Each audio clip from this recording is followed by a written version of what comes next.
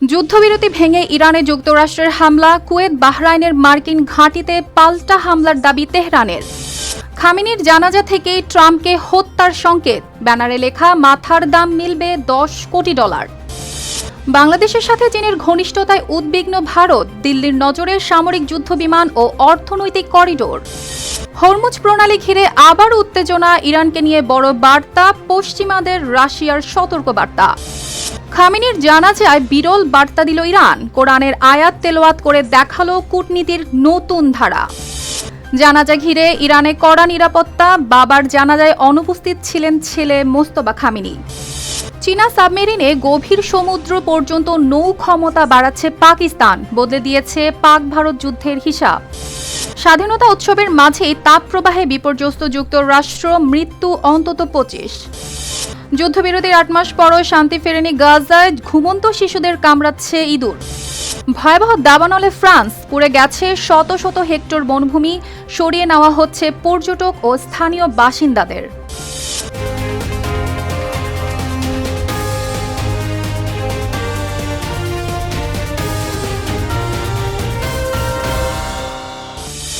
দর্শক, আমন্ত্রণ জানাচ্ছি আরটিভি সপ্তাহের বিশেষ, সঙ্গে আছি আমি অর্পিতা জাহান। মার্কিন প্রেসিডেন্ট ডোনাল্ড ট্রাম্প যুদ্ধবিরতি শেষ বলে ঘোষণা দেওয়ার পর দ্বিতীয় দিনের মতো ইরানের প্রায় 90টি সামরিক লক্ষ্যবস্তুতে হামলা চালিয়েছে যুক্তরাষ্ট্র। ওয়াশিংটনের দাবি, আঘাত হানা হয়েছে আকাশ প্রতিরক্ষা ব্যবস্থা, ক্ষেপণাস্ত্র ও ড্রোনের গুদাম, নৌ সক্ষমতা ও সামরিক রসদ অবকাঠামোতে। অন্যদিকে তেহরান বলছে এসব হামলা যুদ্ধবিরতি ও সমঝোতার সরাসরি লঙ্ঘন। এর পাল্টা জবাবে কুয়েত ও বাহরাইনে মার্কিন সামরিক ঘাঁটি লক্ষ্য করে হামলার দাবি করেছে ইরানের ইসলামী বিপ্লবী গার্ড বাহিনী IRGC। মধ্যপ্রাচ্যে প্রতিদিনই বাড়ছে হামলার মাত্রা, কারণ যুদ্ধবিরতির আর অস্তিত্ব নেই কোনো। মার্কিন প্রেসিডেন্ট ডোনাল্ড ট্রাম্প যুদ্ধবিরতির চুক্তি শেষ এমন ঘোষণা দেওয়ার পরপরই দ্বিতীয় দিনের মতো ইরানের প্রায় 90টি সামরিক লক্ষ্যবস্তুতে হামলা চালিয়েছে যুক্তরাষ্ট্র। তবে খামেনির শেষ বিদায়ের আনুষ্ঠানিকতার মাঝেই এর পাল্টা জবাব দিয়েছে ইরান। কুয়েত ও বাহরাইনে মার্কিন সামরিক ঘাঁটিতে পাল্টা হামলার জবাব দিয়েছে তেহরান। এভাবে একের পর এক হামলা আর পাল্টা হামলায় আবারও ভয়াবহ রূপ নিচ্ছে মধ্যপ্রাচ্যের যুদ্ধ। আল জাজিরার প্রতিবেদনে বলা হয়েছে, বুধবার রাতে ইরানের ওপর দ্বিতীয় দিনের মতো বড় ধরনের হামলা চালায় যুক্তরাষ্ট্র।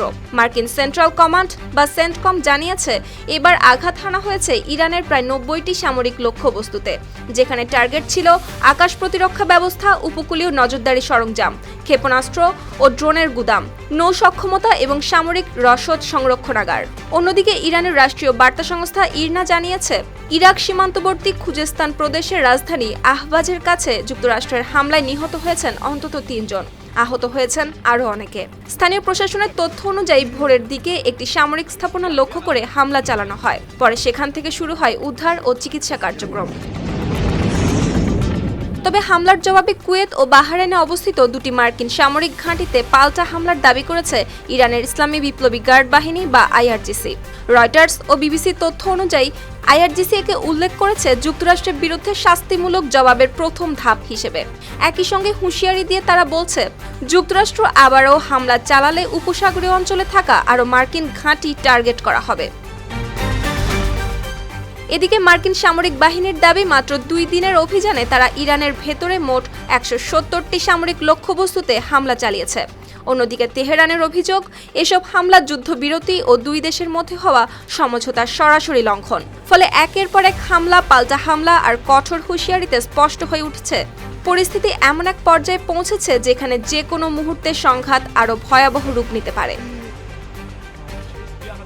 সুপ্তি রায়, RTV। ইরানের সাবেক সর্বোচ্চ নেতা আয়াতুল্লাহ আলী খামেনির জানাজা ঘিরে শোকের আবহের মধ্যেই তৈরি হয়েছে নতুন বিতর্ক। তেহরান ও কোমে লাখো মানুষের উপস্থিতির মাঝে যুক্তরাষ্ট্র ও ইসরায়েল বিরোধী স্লোগানের পাশাপাশি দেখা গেছে ডোনাল্ড ট্রাম্পকে লক্ষ্য করে উস্কানিমূলক ব্যানার। সামাজিক মাধ্যমে ছড়িয়ে পড়া ছবি ও ভিডিওতে এমন কিছু বার্তা দেখা যায় যেখানে ট্রাম্পকে হত্যার বিনিময়ে বড় অঙ্কের পুরস্কারের কথা লেখা ছিল। তবে এসব ব্যানারের সঙ্গে ইরান সরকারের আনুষ্ঠানিক কোনো সম্পৃক্ততার প্রমাণ এখনো প্রকাশ্যে আসেনি। বিশ্বের অন্যতম আলোচিত একটি জানাজা, লাখো মানুষের ঢল, চারিদিকে কালো পোশাক, শোকের আবহ আর প্রতিশোধের স্লোগান। কিন্তু সেই শোকানুষ্ঠানের মাঝেই এমন একটি দৃশ্য সামনে এলো যা মুহূর্তেই শিরোনাম হয়েছে আন্তর্জাতিক গণমাধ্যমের, যেখানে বিশাল এক ব্যানারে লেখা ডোনাল্ড ট্রাম্পকে হত্যা করলে পুরস্কার $10 কোটি। প্রশ্ন উঠেছে, এটি কি শুধুই ক্ষুব্ধ সমর্থকদের বার্তা, নাকি এর পেছনে লুকিয়ে আছে আরো বড় কোনো রাজনৈতিক সংকেত? ইরানের সাবেক সর্বোচ্চ নেতা আয়াতুল্লাহ আলী খামেনির জানাজা উপলক্ষে দেশটির ধর্মীয় শহর কোম ও রাজধানী তেহরানে জড়ো হন লাখো মানুষ। শোকানুষ্ঠানে অংশ নেওয়া অনেকের হাতে ছিল যুক্তরাষ্ট্র ও ইসরায়েল বিরোধী পোস্টার। সামাজিক যোগাযোগ মাধ্যমে ছড়িয়ে পড়া ছবি ও ভিডিওতে দেখা যায় কিছু ব্যানারে মার্কিন প্রেসিডেন্ট ডোনাল্ড ট্রাম্পকে হত্যার আহ্বান জানিয়ে $10 কোটি পুরস্কারের কথা লেখা রয়েছে। একই ধরনের বিলবোর্ড দেখা যায় কোম শহরের বিভিন্ন স্থানেও। জানাজা শুরুর আগেই পুরো এলাকায় প্রতিধ্বনিত হতে থাকে যুক্তরাষ্ট্র ও ইসরায়েল বিরোধী স্লোগান। অনেকেই খামেনি হত্যার প্রতিশোধ নেওয়ার দাবি জানান। আন্তর্জাতিক সংবাদ মাধ্যমে প্রকাশিত ছবিতেও আরও দেখা যায় কিছু পোস্টারে ট্রাম্প ও ইসরায়েলের প্রধানমন্ত্রী বেনিয়ামিন নেতানিয়াহুকে প্রতীকী লক্ষ্যবস্তু হিসেবে দেখানো হয়েছে। কোথাও কোথাও ট্রাম্পের ছবিতে লাথি ও লাঠি দিয়ে আঘাত করার দৃশ্য নজরে আসে। অনুষ্ঠানে বক্তব্য দিতে গিয়ে ইরানের কবি মোহাম্মদ রাসুলি যুক্তরাষ্ট্রের প্রেসিডেন্টকে ইঙ্গিত করে প্রশ্ন তোলেন, পৃথিবীর সবচেয়ে নিকৃষ্ট মানুষটি এখনো কেন বেঁচে আছে? এরপর সমবেত জনতার সঙ্গে যুক্তরাষ্ট্র ও ইসরায়েল বিরোধী স্লোগানে অংশ নেন তিনি। এতে পুরো পরিবেশ হয়ে ওঠে আরো আবেগপ্রবণ ও উত্তপ্ত। তবে এখানেই রয়েছে গুরুত্বপূর্ণ একটি বিষয়, ট্রাম্পকে হত্যার বিনিময়ে পুরস্কার ঘোষণার এসব ব্যানার বা বিলবোর্ডের সঙ্গে ইরান সরকারের আনুষ্ঠানিক সম্পৃক্ততার কোনো প্রমাণ এখন পর্যন্ত আসেনি প্রকাশ্যে। ইরানের কোনো সরকারি সংস্থাও দেয়নি এ ধরনের ঘোষণা। বিশ্লেষকদের ধারণা, এসব ব্যানার কট্টরপন্থী গোষ্ঠী বা খামেনিপন্থী সমর্থকদের উদ্যোগে প্রদর্শিত হয়ে থাকতে পারে। পর্যবেক্ষকদের মতে যুক্তরাষ্ট্র ইরানের মধ্যে সাম্প্রতিক উত্তেজনার প্রেক্ষাপটে এমন প্রতীকী বার্তা দুই দেশের সম্পর্ককে আরো জটিল করে তুলতে পারে। একই সঙ্গে কোনো রাজনৈতিক নেতাকে হত্যার আহ্বান বা পুরস্কারের মতো বার্তা আন্তর্জাতিক কূটনীতিতেও জন্ম দেয় নতুন উদ্বেগের। বাংলাদেশের সঙ্গে চীনের ক্রমবর্ধমান ঘনিষ্ঠতা নতুন করে নজর কাটছে ভারতের। সম্ভাব্য J-10CE যুদ্ধবিমান কেনার আলোচনা থেকে শুরু করে চীন, মিয়ানমার, বাংলাদেশ অর্থনৈতিক করিডোরের প্রস্তাব সবকিছুকেই কৌশলগত দৃষ্টিতে দেখছে নয়াদিল্লি। ভারতীয় পররাষ্ট্র মন্ত্রণালয় জানিয়েছে, প্রতিবেশী দেশগুলোতে ঘটে যাওয়া গুরুত্বপূর্ণ আঞ্চলিক ও নিরাপত্তা সম্পর্কিত অগ্রগতি তারা পর্যবেক্ষণ করছে নিবিড়ভাবে। একই সঙ্গে জাতীয় স্বার্থের প্রশ্নে প্রয়োজনীয় পদক্ষেপ নিতেও প্রস্তুত রয়েছে ভারত। বিস্তারিত প্রতিবেদনে। বাংলাদেশের সঙ্গে চীনের ঘনিষ্ঠতা যেন উদ্বেগের কারণ হয়ে দাঁড়িয়েছে ভারতের জন্য। তাই হয়তো J-10CE যুদ্ধবিমান কেনার সম্ভাব্য আলোচনা থেকে শুরু করে চীন, মিয়ানমার, বাংলাদেশ অর্থনৈতিক করিডোর সবকিছুর ওপর কড়া নজর রাখছে ভারত। এমনটাই জানিয়েছেন দেশটির পররাষ্ট্র মন্ত্রণালয়ের মুখপাত্র রণধীর জয়সওয়াল। বৃহস্পতিবার নয়াদিল্লির নিয়মিত মিডিয়া ব্রিফিংয়ে সাংবাদিকদের প্রশ্নের জবাবে তিনি বলেন, প্রতিবেশী দেশগুলোতে ঘটে যাওয়া প্রতিটি গুরুত্বপূর্ণ উন্নয়ন ও কৌশলগত কর্মকাণ্ড নিবিড়ভাবে পর্যবেক্ষণ করে ভারত। আর জাতীয় স্বার্থের প্রশ্নে পরিস্থিতি অনুযায়ী প্রয়োজনীয় পদক্ষেপ নিতেও প্রস্তুত রয়েছে New Delhi. The Times of India, the Economic Times সহ একাধিক সংবাদ মাধ্যমের প্রতিবেদনে বলা হয়েছে, প্রধানমন্ত্রী তারেক রহমানের সাম্প্রতিক চীন সফরে J-10CE যুদ্ধবিমান কেনা এবং চীন, মিয়ানমার, বাংলাদেশ অর্থনৈতিক করিডোর গঠনের প্রস্তাব নিয়ে আলোচনা হয়েছে। এ বিষয়ে ভারতের প্রতিক্রিয়া জানতে চাইলে নিয়মিত মিডিয়া ব্রিফিংয়ে মুখ খোলেন পররাষ্ট্র মন্ত্রণালয়ের মুখপাত্র রণধীর জয়সওয়াল। এ সময় তিস্তা নদীর উন্নয়ন প্রকল্প নিয়েও প্রশ্নের মুখে পড়েন ভারতের পররাষ্ট্র মন্ত্রণালয়ের মুখপাত্র। জবাবে রণধীর জয়সওয়াল বলেন, বাংলাদেশের সঙ্গে ভারতের উন্নয়ন সহযোগিতা পরিচালিত হয় পারস্পরিক সমঝোতার ভিত্তিতে। তিস্তা প্রকল্প নিয়ে ভারতের অবস্থানও আগেই জানিয়ে দেওয়া হয়েছিল বাংলাদেশকে। তিনি আরও বলেন, বাংলাদেশকে ঘিরে যে কোনো গুরুত্বপূর্ণ আঞ্চলিক ও কৌশলগত অগ্রগতি নীতি নির্ধারণে গুরুত্বের সঙ্গে বিবেচনা করে ভারত। অর্থাৎ সম্ভাব্য সামরিক সহযোগিতা হোক কিংবা নতুন অর্থনৈতিক করিডোর, চীনের সঙ্গে বাংলাদেশের প্রতিটি গুরুত্বপূর্ণ অগ্রগতির ওপর এখন কড়া নজর রাখছে ভারত। হরমুজ প্রণালী ঘিরে নতুন করে আলোচনায় মধ্যপ্রাচ্যের কৌশলগত বাস্তবতা। রাশিয়ার নিরাপত্তা পরিষদের ডেপুটি চেয়ারম্যান দিমিত্রি মেদভেদেভ বলেছেন, এই সরু জলপথের ওপর ইরানের নিয়ন্ত্রণ দেশটির জন্য পারমাণবিক অস্ত্রের মতোই শক্তিশালী এক হাতিয়ার। তার মতে, হরমুজ দিয়ে জাহাজ চলাচল নিয়ন্ত্রণের ক্ষমতা তেহরানকে বৈশ্বিক জ্বালানি বাজার ও আন্তর্জাতিক বাণিজ্যে বড় ধরনের চাপ তৈরির সুযোগ দেয়। একই সঙ্গে তিনি সতর্ক করেছেন, মধ্যপ্রাচ্যের সংঘাত আরও ছড়িয়ে পড়লে ঝুঁকিতে পড়তে পারে বাব আল মান্দেব প্রণালীও। হাওলাদার শামীমের প্রতিবেদনে বিস্তারিত। একটি সরু জলপথ, কিন্তু এই পথ দিয়েই প্রতিদিন পাড়ি দেয় বিশ্বের বিপুল পরিমাণ জ্বালানি তেল। আর সেই পথ নিয়েই এমন একটি মন্তব্য করেছেন রাশিয়ার নিরাপত্তা পরিষদের ডেপুটি চেয়ারম্যান দিমিত্রি মেদভেদেভ, যা নতুন করে জন্ম দিয়েছে আলোচনার। তার ভাষায়, হরমুজ প্রণালীর উপর ইরানের নিয়ন্ত্রণ দেশটির জন্য পারমাণবিক অস্ত্রের মতোই এক শক্তিশালী হাতিয়ার। আনন্দুল এজেন্সির এক প্রতিবেদনে প্রকাশ পেয়েছে এই তথ্য। এর পরপরই উঠেছে প্রশ্ন, একটি জলপথ কিভাবে পরিণত হতে পারে এত বড় কৌশলগত শক্তিতে? ইরান সফর শেষে সাংবাদিকদের সঙ্গে কথা বলতে গিয়ে রাশিয়ার নিরাপত্তা পরিষদের ডেপুটি চেয়ারম্যান দিমিত্রি মেদভেদেভ বলেন, হরমুজ প্রণালীর উপর তেহরানের নিয়ন্ত্রণই দেশটির সবচেয়ে বড় কৌশলগত সুবিধাগুলোর একটি। তার মতে, এই জলপথ দিয়েই জাহাজ চলাচলের নিয়ন্ত্রণের ক্ষমতা ইরানকে এমন একটি প্রভাব দেয় যার সঙ্গে পারমাণবিক অস্ত্রের কৌশলগত গুরুত্বেরও তুলনা করা যায়। সংবাদ মাধ্যম মিডল ইস্ট মনিটরের প্রতিবেদনে উঠে এসেছে এই তথ্য। মেদভেদেভ আরও সতর্ক করে বলেন, মধ্যপ্রাচ্যে যদি সংঘাত আরও বিস্তৃত হয় তাহলে ইরান বাব আল মান্দেব প্রণালীতেও জাহাজ চলাচল ব্যাহত করতে পারে। এমন পরিস্থিতি তৈরি হলে শুধু মধ্যপ্রাচ্য নয়, পুরো বিশ্বের জ্বালানি সরবরাহ ও আন্তর্জাতিক বাণিজ্যে পড়তে পারে বড় ধরনের সংকটে। তার ভাষায়, যুদ্ধ উস্কে দিতে আগ্রহী সব পক্ষেরই মাথায় রাখা উচিত এসব বাস্তবতা। রাশিয়ার সাবেক প্রেসিডেন্ট সাম্প্রতিক মার্কিন হামলারও সমালোচনা করেন। তার দাবি, দুই পক্ষের মধ্যে আলোচনা চলার সময় ইরান যুক্তরাষ্ট্রের জন্য কোনো তাৎক্ষণিক হুমকি তৈরি করছিল না, তাই ওই হামলা আন্তর্জাতিক আইন লঙ্ঘন করেছে বলেই তিনি মনে করেন। একই সঙ্গে তিনি বলেন, ইরানের পারমাণবিক কর্মসূচি নিয়ে উদ্বেগ দূর করতে রাশিয়া আগেই প্রস্তাব দিয়েছিল একটি শান্তিপূর্ণ সমাধানের। ইরান ও যুক্তরাষ্ট্রের সাম্প্রতিক সমঝোতা নিয়েও মন্তব্য করেন মেদভেদেভ। তার মতে, যুদ্ধের চেয়ে আলোচনা সবসময় ভালো পথ, তবে স্থায়ী চুক্তিতে পৌঁছানো সহজ হবে না। বিশেষ করে নিষেধাজ্ঞা প্রত্যাহার, অর্থনৈতিক পুনর্গঠন ও অর্থায়নের মতো গুরুত্বপূর্ণ বিষয়গুলো রয়েছে এখনও সবচেয়ে বড় বাধা হয়ে। এই সফরে ইরানের প্রেসিডেন্ট মাসুদ পেজেশকিয়ানের সঙ্গেও বৈঠক করেন তিনি, যেখানে পশ্চিমা নিষেধাজ্ঞার মুখে থাকা দেশগুলোর জন্য একটি যৌথ সহযোগিতা প্ল্যাটফর্ম গঠনের বিষয়েও আলোচনা হয়েছে। মেদভেদেভ জানান, কয়েক বছর আগে ইরান থেকেই এমন একটি ধারণা প্রথম উঠে এসেছিল। ভবিষ্যতে এটি আনুষ্ঠানিক আন্তর্জাতিক কাঠামোতেও রূপ নিতে পারে বলেই ধারণা তার। জানাজা ছিল শোকের, কিন্তু সেই শোকানুষ্ঠানে যেন কোরআনের আয়াত দিয়ে আঁকা হলো এক কূটনৈতিক মানচিত্র।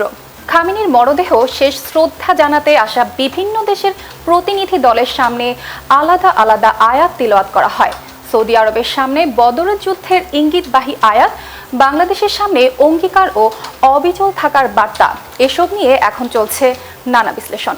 قد كان لكم آية في فئتين التقتا। খামেনির জানাজায় সৌদি প্রতিনিধি দল কফিনের সামনে এগিয়ে যেতেই কোরআনের এই আয়াত তেলাওয়াত করা হয়। শুনতে এটি সাধারণ তেলাওয়াত মনে হলেও এখানেই লুকিয়ে ছিল ইরানের বড় এক বার্তা, কারণ আয়াতটি ছিল বদরের যুদ্ধের স্মৃতি জড়ানো সূরা আলে ইমরানের 13 নম্বর আয়াত। فئة تقاتل في سبيل الله। তেহরানের গ্র্যান্ড মুসাল্লায় সেদিন ছিল শোকের ভারী পরিবেশ। সামনে রাখা ছিল ইরানের প্রয়াত সর্বোচ্চ নেতা আয়াতুল্লাহ আলী খামেনি ও তার পরিবারের নিহত সদস্যদের মরদেহ। তবে এই জানাজা শুধু বিদায়ের অনুষ্ঠান ছিল না, সেখানে 30টির বেশি দেশের প্রতিনিধি ও বিভিন্ন সংগঠনের নেতারা শ্রদ্ধা জানাতে আসেন। প্রতিটি দেশের প্রতিনিধি দল শ্রদ্ধা জানাতে গেলে তখন তাদের জন্য আলাদা আলাদা কোরআনের আয়াত তিলাওয়াত করা হয়। আর সেখানেই সবচেয়ে বেশি আলোচনায় আসে সৌদি আরব ও বাংলাদেশ। সৌদি প্রতিনিধি দলের জন্য যে আয়াতটি পাঠ করা হয় সেটি বদরের যুদ্ধের প্রসঙ্গ তুলে ধরে। ইতিহাসে বদর এমন এক যুদ্ধ যেখানে মুসলিম বাহিনীর সংখ্যায় ও সামরিক শক্তিতে অনেক কম ছিল, তবুও তারা বড় বাহিনীর বিরুদ্ধে বিজয় পায়। এই যুদ্ধ আবার হয়েছিল বর্তমান সৌদি আরবের ভূখণ্ডেই। তাই প্রশ্ন ওঠে, সৌদিকে এই আয়াত শোনানো কি শুধু সম্মানের ইঙ্গিত ছিল, নাকি এর ভেতরে ছিল সূক্ষ্ম খোঁচা? কারণ সাম্প্রতিক যুদ্ধের সময় সৌদি আরবের অবস্থান নিয়ে নানা আলোচনা হয়। কেউ বলছেন রিয়াদ সরাসরি যুদ্ধে নামেনি, আবার কিছু প্রতিবেদনে দাবি করা হয়েছে তারা নীরবে যুক্তরাষ্ট্রের অবস্থানের কাছাকাছি ছিল। সেই প্রেক্ষাপটে বদরের আয়াত সৌদির সামনে পাঠ করা অনেকের কাছে কাকতালীয় মনে হয়নি, বরং এটি যেন ছিল ইরানের নীরব ভাষা, সংখ্যা বা শক্তি নয়, শেষ কথা বলে অবস্থান ও বিশ্বাস। অন্যদিকে বাংলাদেশের প্রতিনিধি দল যখন খামেনির কফিনে শ্রদ্ধা জানাতে এগিয়ে যায়, তখন বাংলাদেশের জন্য তেলাওয়াত করা হয় সূরা আল আহজাবের 23 নম্বর আয়াত। মিনাল রিজালুন সাদাকু।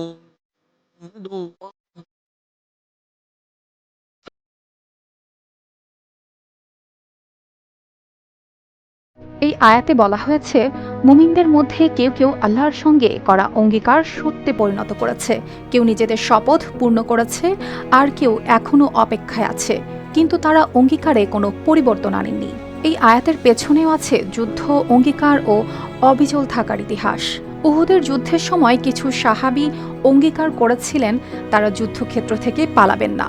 শেষ পর্যন্ত কেউ কেউ শহীদ হয়ে সেই অঙ্গীকার পূরণ করেন। তাই বাংলাদেশের সামনে এই আয়াত পাঠ করাকে অনেকে দেখছেন সম্মান, বিশ্বাস ও অটল অবস্থানের প্রতীক হিসেবে। হামাস, হিজবুল্লাহ, হুতি, ফিলিস্তিনি ইসলামিক জিহাদ, ইরাকের হাশদ আল শাবি ও তালেবানের জন্য নির্বাচিত আয়াতগুলোর সুর ছিল একেবারে আলাদা। সেখানে ছিল শহীদ, অঙ্গীকার, ধৈর্য ও বিজয়ের ভাষা। যেন ইরান তাদের বলছে, এই পথ কঠিন, কিন্তু এই পথেই সম্মান ও প্রতিরোধের পরিচয়। অন্যদিকে রাশিয়া, চীন, ভারত ও মিশরের জন্য সুর ছিল অনেক শান্ত। সেখানে যুদ্ধের চেয়ে বেশি ছিল ন্যায়, আশ্বাস ও পুরস্কারের বার্তা। এই পুরো আয়োজন দেখিয়েছে ইরান শুধু জানাজা করেনি, তারা কোরআনের আয়াত দিয়ে এক ধরনের কূটনৈতিক মানচিত্র এঁকেছে। কে কোথায় দাঁড়িয়েছে, কে কাছাকাছি ছিল, কে ছিল কত দূরে। আয়াতুল্লাহ আলী খামেনির রাষ্ট্রীয় শেষ বিদায় ঘিরে ইরানে লাখো মানুষের ঢল। বিশ্বের বিভিন্ন দেশ থেকে প্রতিনিধি দল এসেছে তেহরানে, কিন্তু এত বড় আনুষ্ঠানিকতার মাঝে সবচেয়ে বেশি আলোচনায় তার ছেলে ও বর্তমান সর্বোচ্চ নেতা মোস্তফা খামেনির অনুপস্থিতি। নিরাপত্তাজনিত কারণ দেখিয়ে তিনি জনসম্মুখে না আসার সিদ্ধান্ত নিয়েছেন বলে জানানো হয়েছে।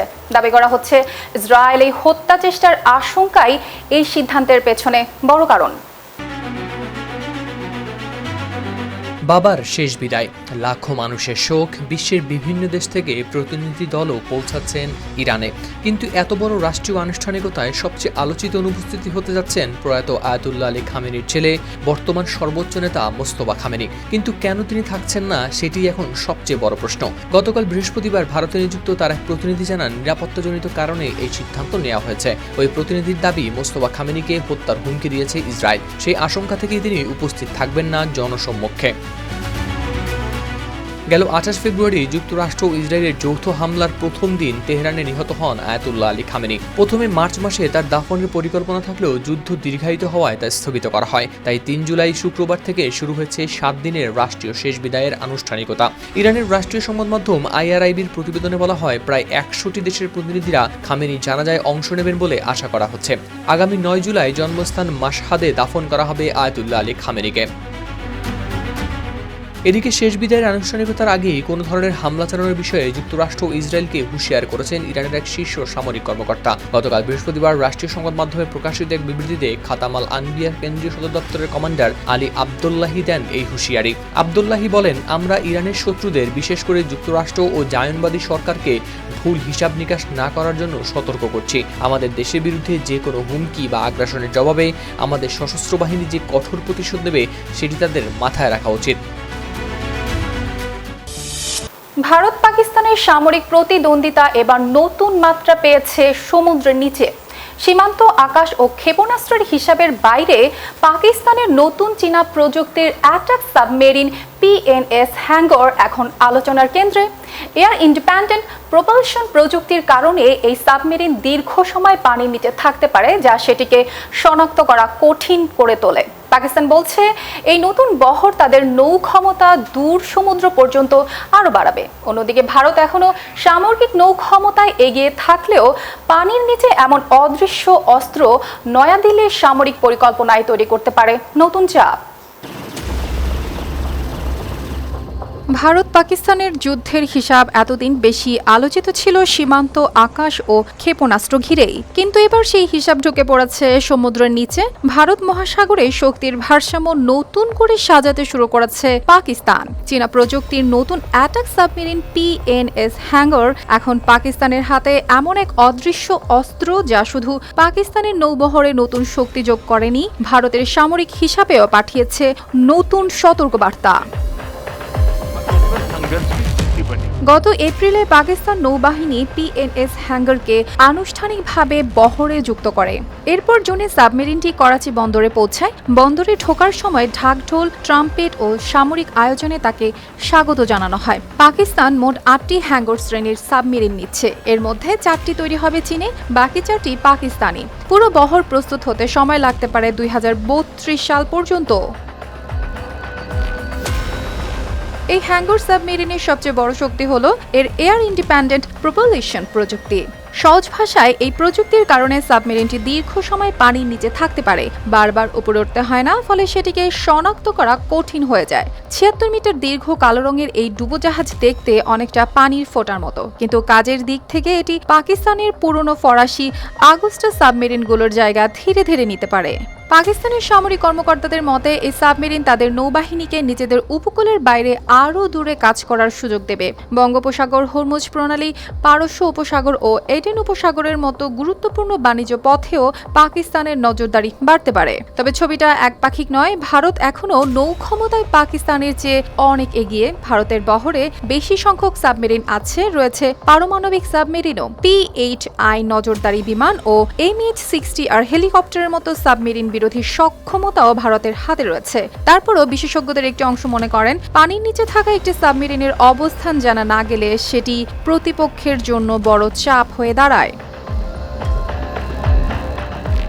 এর সঙ্গে যুক্ত হয়েছে চীন পাকিস্তান সামরিক সম্পর্কের বিষয়টিও। অপারেশন সিন্দুরের সময় চীনা অস্ত্র নিয়ে যে আলোচনা তৈরি হয়েছিল, তারপর নতুন সাবমেরিন বহর সেই সম্পর্ককে আরও সামনে আনছে। ভারতীয় বিশ্লেষকদের মতে স্বল্প মেয়াদে পাকিস্তানের এই সংযোজন ভারতীয় নৌ পরিকল্পনায় বাড়াতে পারে চাপ। স্বাধীনতার 250তম বছর উদযাপনের মাঝেই ভয়াবহ তাপ প্রবাহে বিপর্যস্ত যুক্তরাষ্ট্র। পূর্বাঞ্চলের বিশাল অংশ এখন হিট ডোম বা তাপ গম্বুজের নিচে আটকে আছে। 20টিরও বেশি অঙ্গরাজ্যে তাপমাত্রা 38 ডিগ্রি সেলসিয়াস পর্যন্ত ছাড়িয়ে গেছে। তাপ সতর্কতার আওতায় ছিলেন প্রায় 14 কোটি মানুষ। এর মধ্যেই দেশ জুড়ে অন্তত 25 জনের মৃত্যুর খবর সামনে এসেছে। সবচেয়ে বেশি প্রাণহানি দেখা গেছে নিউ জার্সিতে, যেখানে অনেককে পাওয়া গেছে শীতাতপ নিয়ন্ত্রিত ঘর, রাস্তার পাশ কিংবা পার্ক করা গাড়ির ভেতর মৃত অবস্থায়।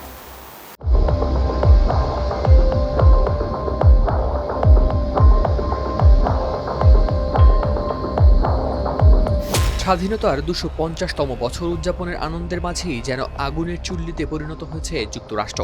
রেকর্ড তাপমাত্রা, দম বন্ধ করা গরম আর ভয়াবহ তাপপ্রবাহে দেশটির বিভিন্ন অঙ্গরাজ্যে এখন পর্যন্ত মৃত্যু হয়েছে অন্তত 25 জনের। আবহাওয়াবিদদের ভাষায় পূর্বাঞ্চলের বিশাল অংশ এখন একটি হিটডোম বা তাপগম্বুজের নিচে আটকে আছে। গেল কয়েকদিন ধরে 20টিরও বেশি অঙ্গরাজ্যে তাপমাত্রা 38 ডিগ্রি সেলসিয়াস ছাড়িয়ে গেছে। পরিস্থিতি এতটাই ভয়াবহ যে রোববার পর্যন্ত প্রায় 14 কোটি মানুষ ছিলেন তাপপ্রবাহ সংক্রান্ত সতর্কতার আওতায়। সংবাদ মাধ্যম দ্য গার্ডিয়ানের প্রতিবেদনে প্রকাশ পেয়েছে এই তথ্য।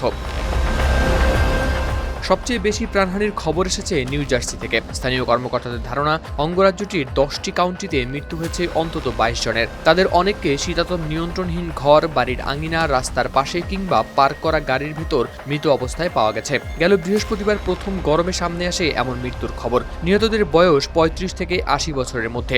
যদিও মৃত্যুর সুনির্দিষ্ট কারণ এখনও তদন্তাধীন। প্রাথমিকভাবে কর্মকর্তারা মনে করছেন এসব মৃত্যু তাপপ্রবাহের সঙ্গে সম্পর্কিত। নিউ জার্সির জনস্বাস্থ্য বিভাগ সতর্ক করে জানিয়েছে এটি সাধারণ গ্রীষ্মের গরম নয়। এ ধরনের চরম তাপপ্রবাহ অল্প সময়ের মধ্যেই সব বয়সী মানুষ ও প্রাণীর জন্য প্রাণঘাতী হয়ে উঠতে পারে। শুধু নিউ জার্সি নয়, ইলিনয়ের কুক কাউন্টিতে একজন এবং মিসিসিপির হাইন্স কাউন্টিতে আরও 2 জনের তাপপ্রবাহজনিত মৃত্যুর খবর এনবিসি নিউজকে নিশ্চিত করেছেন সরকারি মুখপাত্র নাটালিয়া ডেরেভিয়ানিক। তবে কিছুটা স্বস্তির খবরও রয়েছে। যুক্তরাষ্ট্রের জাতীয় আবহাওয়া পরিষেবা NWS জানায়, উত্তর দিক থেকে শীতল বায়ু প্রবেশ করতে শুরু করায় আগামী কয়েকদিনের মধ্যে নিউ জার্সি সহ পূর্বাঞ্চলের কিছু এলাকায় তাপমাত্রা ধীরে ধীরে কমতে পারে। এর মধ্যেই 19 জুলাই নিউ জার্সির ইস্ট রাদারফোর্ডে অনুষ্ঠিত হওয়ার কথা রয়েছে ফিফা বিশ্বকাপের ফাইনাল। ফলে আবহাওয়ার পরিস্থিতির দিকেও নজর রাখছেন আয়োজক ও স্থানীয় কর্তৃপক্ষ। যুদ্ধবিরতির 8 মাস পরও গাজার মানুষের জীবনে ফেরেনি স্বাভাবিকতা। একসময় যেসব রাস্তায় শিশুরা ফুটবল খেলতো, আজ সেই জায়গা ভরা ধ্বংসস্তূপ, দুর্গন্ধ ও অনিশ্চয়তায়। মধ্য গাজার দেইর আল বালাহ থেকে উঠে আসছে এমন এক বাস্তবতা যেখানে বোমা থামলেও থামেনি বেঁচে থাকার লড়াই। বাস্তুচ্যুত পরিবারগুলো অস্থায়ী তাঁবুতে গাদাগাদি করে কাটাচ্ছে দিন। নেই পর্যাপ্ত পানি, নেই স্বাস্থ্যকর পরিবেশ, এর মধ্যেই নতুন আতঙ্ক হয়ে উঠেছে ইঁদুর ও পোকামাকড়। মানবিক সংস্থাগুলোর কর্মীরা বলছেন, ঘুমন্ত শিশুদেরও কামড়ে দিচ্ছে ইঁদুর। ধ্বংসস্তূপের নিচে এখনো পড়ে আছে মরদেহ। বিস্তারিত প্রতিবেদনে। একটা সময় ছিল যখন গাজার শিশুরা বিকেল হলেই রাস্তায় নেমে খেলতো ফুটবল, হাসির শব্দে মুখর থাকতো পাড়া। কিন্তু আজ সেই একই রাস্তায় পড়ে আছে ধ্বংসস্তূপ, বাতাসে মিশে আছে পোড়া কংক্রিটের গন্ধ, আর রাত নামলেই নতুন এক ভয়। শুধু বোমা নয়, এবার ঘুমন্ত শিশুদের উপর হামলা করছে ইঁদুর। যুদ্ধবিরতির 8 মাস পেরিয়ে গেলেও গাজার মানুষের জীবনে যেন এখনও পৌঁছায়নি কোনো শান্তি। মধ্য গাজার দেইর আল বালা শহরে 14 বছরের কারাম এখনও একটি পুরনো ফুটবল আঁকড়ে ধরে হাতে।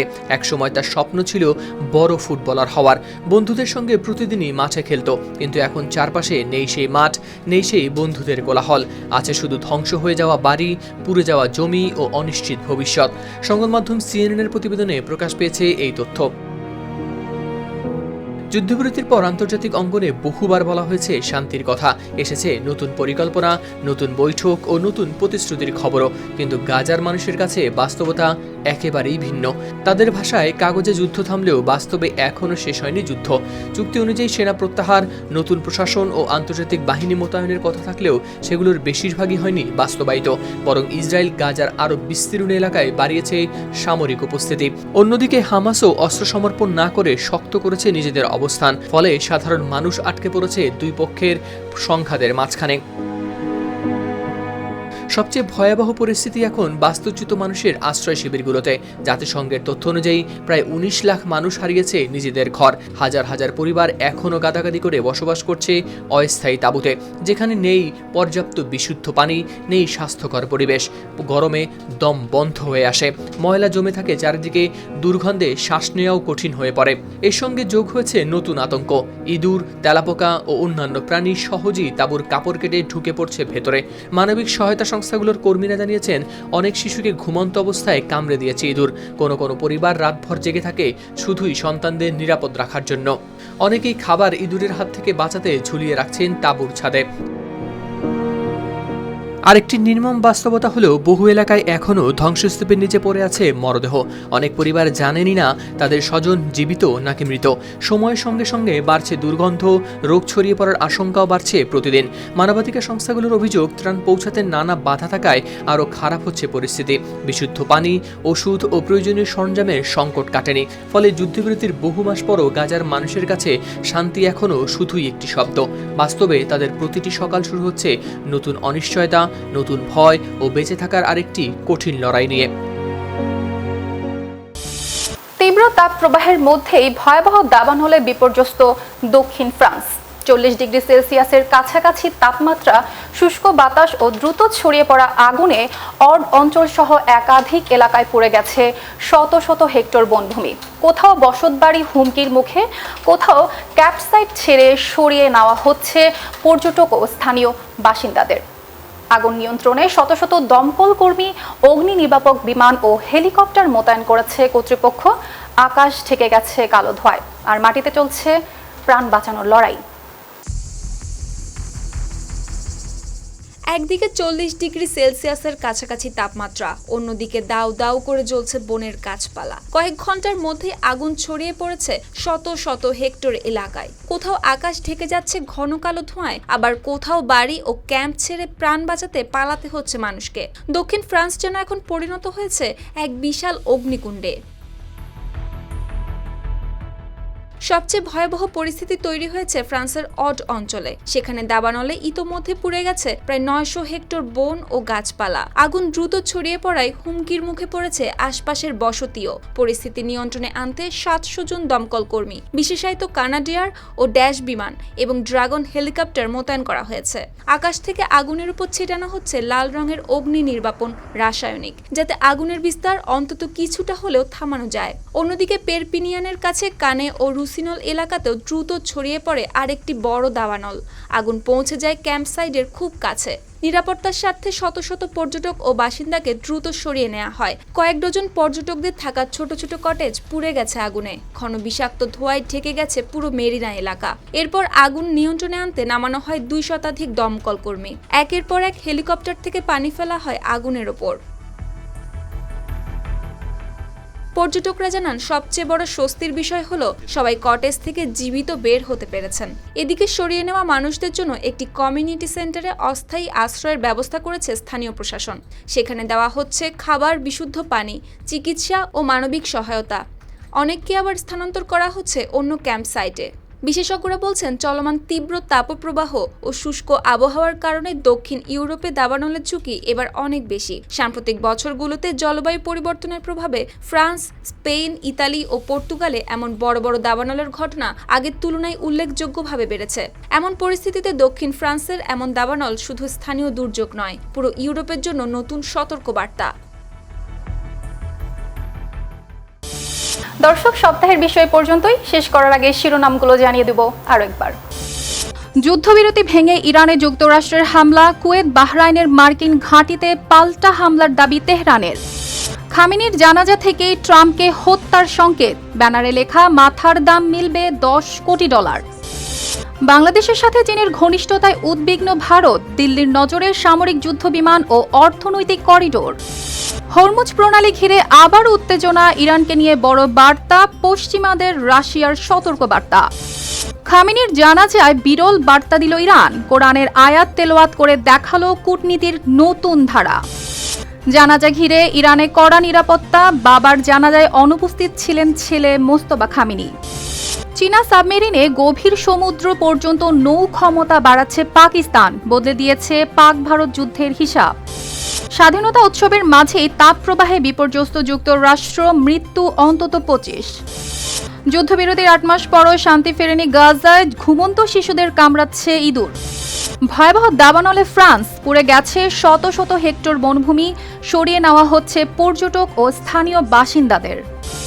দর্শক, এই ছিল সপ্তাহের বিশ্বে। এতক্ষণ সঙ্গে থাকার জন্য ধন্যবাদ।